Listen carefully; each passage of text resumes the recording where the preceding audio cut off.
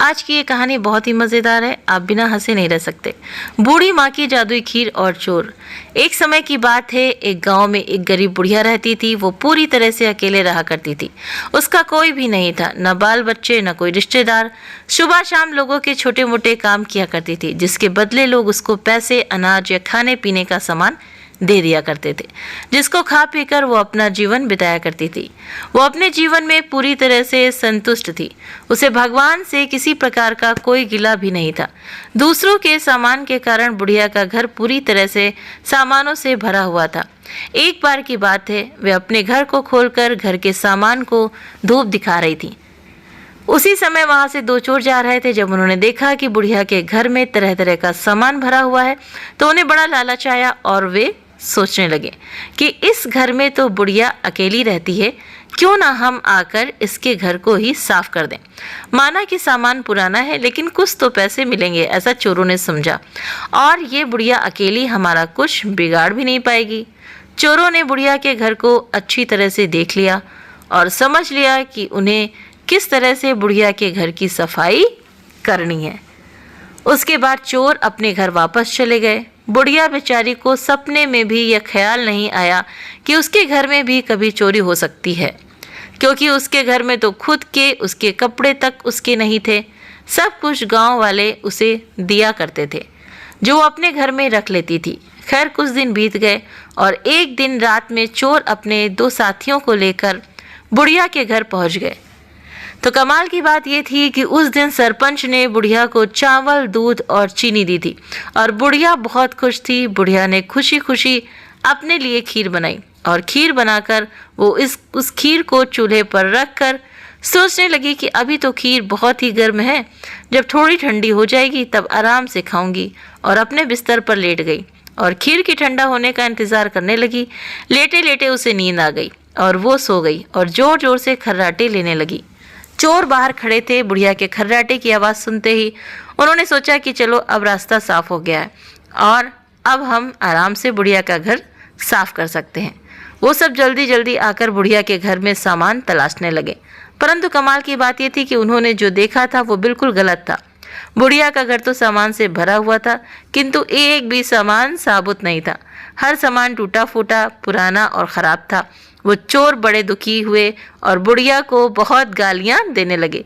वो बोले, देखो कितनी दुष्ट बुढ़िया है, आराम से सो रही है और हम बेचारे इतनी मेहनत कर रहे हैं। तभी दूसरे चोर की नज़र चूल्हे पर रखी खीर पर पड़ी। तो गरम गरम खीर को देखकर चोर ने कहा, चलो बुढ़िया के घर कुछ और नहीं मिला तो कम से कम खीर तो है। और वो उसको खाने लगे। जब वो खीर खाकर जाने लगे तो उन्होंने थोड़ी सी खीर बुढ़िया के लिए छोड़ दी, किंतु जब उन्होंने बुढ़िया की तरफ देखा तो उसका हाथ खुला हुआ था, जैसे वो कुछ मांग रही हो।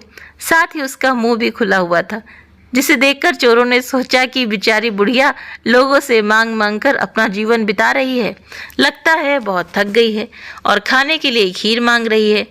आखिर उम्र में तो हमारी माँ के ही बराबर है। और बिना कुछ सोचे समझे गरम गरम खीर बुढ़िया के मुंह में डाल दी। तो गरम गरम खीर मुंह में पड़ते ही बुढ़िया जोर से चिल्लाई, हाय दैया, मार डाला, मार डाला, मार डाला। बुढ़िया की चीख सुनते ही चोर डर के मारे जल्दी जल्दी छुपने लगे। जिसने मुंह में खीर डाली थी वो ऊपर जाकर छिप गया, एक चारपाई के नीचे और एक चारपाई के दाएं। बुढ़िया की चीख सुनते ही गाँव वाले बुढ़िया के घर आ गए और पूछने लगे, क्या हुआ माँ? बुढ़िया बोली, मुझे क्या पता, ऊपर वाला जाने। ये सुनते ही ऊपर छिपा हुआ चोर बोला, अरे भला मैं क्यों जानूं, तुम्हारी चारपाई के नीचे छिपा चोर न जाने। ये सुनते ही चारपाई के नीचे वाला चोर बोला, मैं ही क्यों जानूं, चारपाई के दाएं छुपा चोर क्यों ना जाने। और इस तरह से तीनों चोरों ने खुद ही अपना पता गांव वालों को बता दिया और फिर गांव वालों ने उन्हें पकड़कर खूब पिटाई करी और वापस भेज दिया। उसके बाद से चोरों ने कान पकड़ लिया कि आज के बाद वो चोरी कभी नहीं करेंगे। चोर चाहे जितनी भी कोशिश करें अपने आप को छुपाने की, लेकिन वो फिर भी पकड़ा जाता है।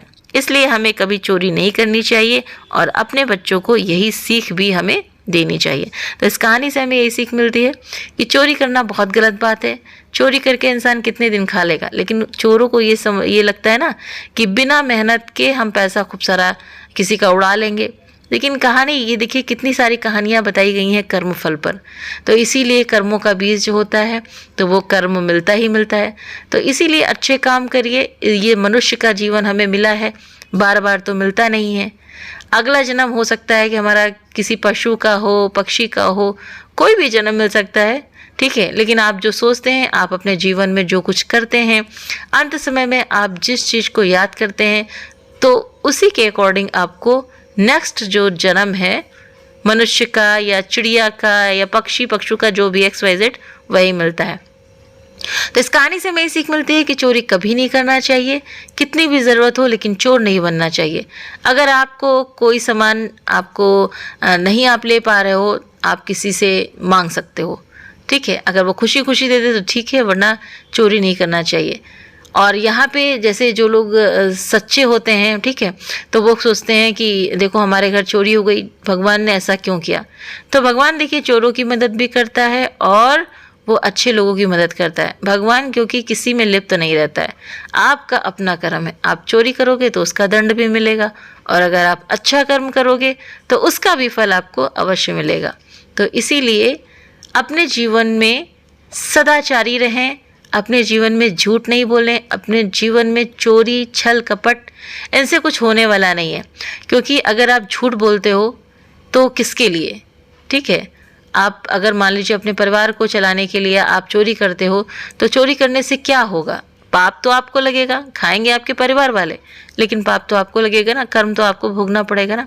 तो इसीलिए चोरी नहीं करना चाहिए। तो उम्मीद करते हैं वीडियो बहुत पसंद आया होगा आपको, एक कहानी बहुत पसंद आई होगी।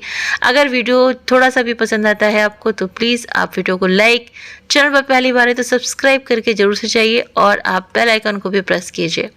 आप अपने प्यारे प्यारे कमेंट्स भी इस वीडियो के बारे में मुझे करके बता सकते हैं कि आपको ये कहानी कैसी लगी।